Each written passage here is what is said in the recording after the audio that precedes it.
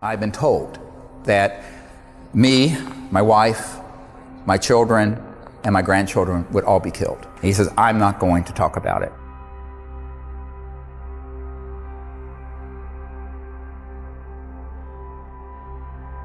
And back when we were doing these briefings for Congress, and in fact even before then, the Asilomar gathering in 1995, we reached out to Neil Armstrong because I knew from contacts and family that when we landed on the moon, we weren't alone.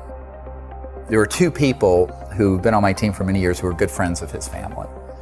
And so we reached out to him and invited him to come to those events, and he politely declined and told us that it was made very clear to him and the other Apollo astronauts who witnessed this first event, where when we landed at the crater on the moon, the rim at the top of the crater was, quote, crowded with UFOs, craft that were up there, multiple of them, and that these were filmed. I know people personally who've seen that film, and that's why the film footage that came back to the Earth, we did go to the moon, but some of the footage, it doesn't make sense because the flag is moving. Now the reason for that, and this is where people say we didn't go to the moon, it was all hoax and filmed in a basement up in New York. The truth is we went, but during the lunar orbiter, going back before the Apollo mission, we actually were circling the Earth taking the first early digital photographs. And as you know from the testimony of Disclosure Project witness Carl Wolf, there were structures on the moon that were artificial. Some were newer and some were very ancient.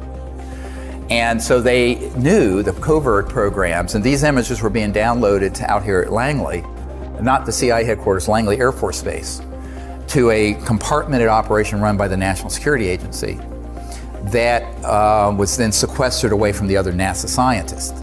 But the people running that project, the deep black people in those projects, knew that it was likely we were going to encounter something not of this world or a UFO when we landed.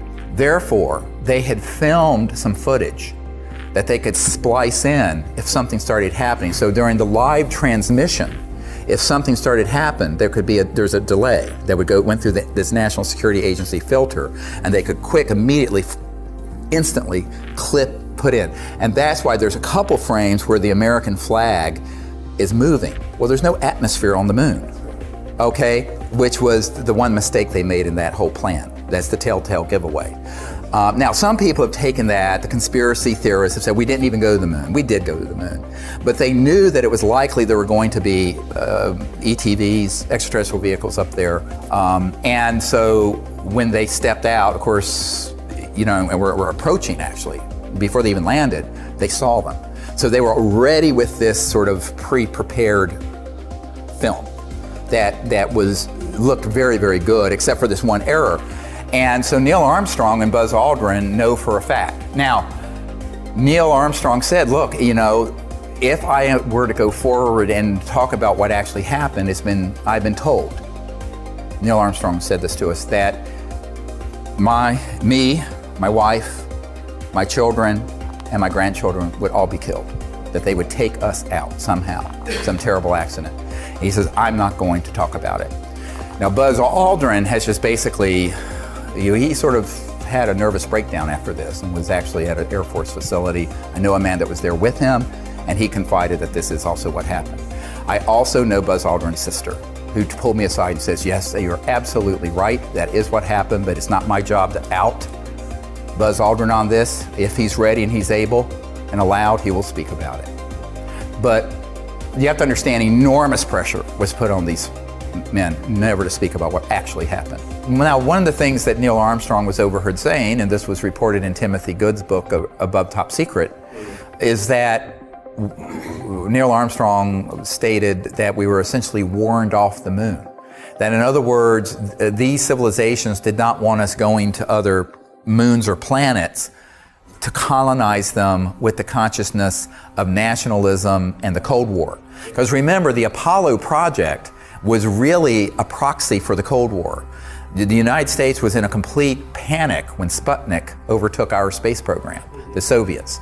And so the race to the moon was part of, and always was part of, the military competition and the United States of America. And so when we went there, but we went there not as a peaceful world civilization, but as a competing Cold War effort that were armed with thousands of thermonuclear weapons, hydrogen bombs, pointed at each other. That was not the consciousness that the ETs want to see us going into space with. They want us going into space with the consciousness of peace and cooperation, not militarism and war. So that's sort of your, let's say if there's an entry ticket to space exploration, that's the main one. And we haven't quite reached that point, have we?